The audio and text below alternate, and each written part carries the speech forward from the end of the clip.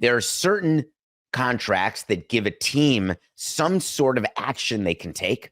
And there's other contracts where there is no action that a team can take. So, for example, Blake Snell opted out of his deal, one of the Boris clients from last year. He signed that deal really late into spring with the Giants, and it had an opt-out. And it's nothing the Giants can do. Remember, he signed that 2-year, $62 million deal? And they just said, and Blake Snell said, hey, I'm going to be a free agent. And the Giants are now one of 30 teams who have an ability to sign him. A little different with Gerrit Cole. Gerrit Cole, the World Series winning pitcher, didn't get the win in the final game, but he helped with 2 solid starts in the World Series, games 1 and game 5. 34 years old. You remember that he signed that huge contract, and this was the situation after the 2024 season. Gerrit Cole has the ability to opt out of the remaining 4 years, $144 million of that original $324 million deal. He can opt out and leave. But if he opts out, the Yankees can make him stay. All the Yankees have to do is tack on 1 more year and make it a 5-year deal remaining for $180 million.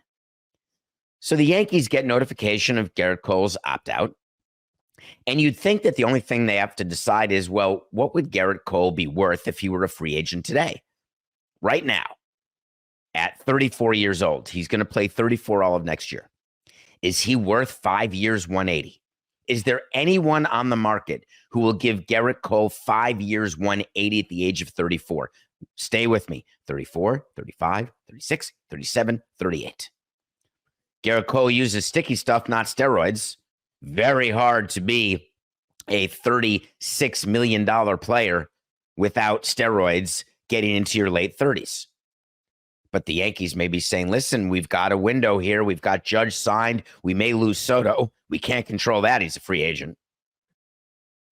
If we get Soto back and we keep Cole, we've got Stanton as a $30 million player for 1 more year, and then his salary goes way down and the Marlins start paying for it. So Stanton doesn't count. But then some of their younger players start getting more expensive, and then you look around and say, who on their team would they ever pay that amount of money for? So maybe it makes sense to keep Cole at that amount of money. But they've got to go to the market. If they're smart and they say, Gerrit, you don't have 5 years, 180 anywhere. You're lucky to go out and get 144, which is what you have left. I don't even think you'll get that. So therefore, why would you opt out? And Gerrit Cole, through Scott Boras, will say, listen, you know that Scott Boras hat that I always wear because he always gets me the most money? You know you're not going to lose me. So I'll make you a deal. Give me a 5-year deal, but I'm happy to renegotiate because you're allowed to do that. The bid and the ask is not either add 1 year at 36 to make it a 5-year 180, or he leaves. You can also renegotiate. You can work in some deferrals. You can change the flow of funds so that next year you get a break because you're still paying Stanton so much. You would have the money to still pay Soto because guess what? Soto's not taking a deferral deal. So Gerrit Cole, to me, gets solved, and the deadline is tonight. Gerrit Cole will stay a Yankee, and I'll actually give you an official wait to see on this when we tell you something's going to happen. If it does, great. If not, we'll revisit it like tomorrow. I think the Yankees agree to terms with Gerrit Cole, but the terms change because that's what I would do were I to be running the Yankees. I would keep him, and I would get him above 144. I would get him close to the 180. If not, get him there notionally, but defer out some money.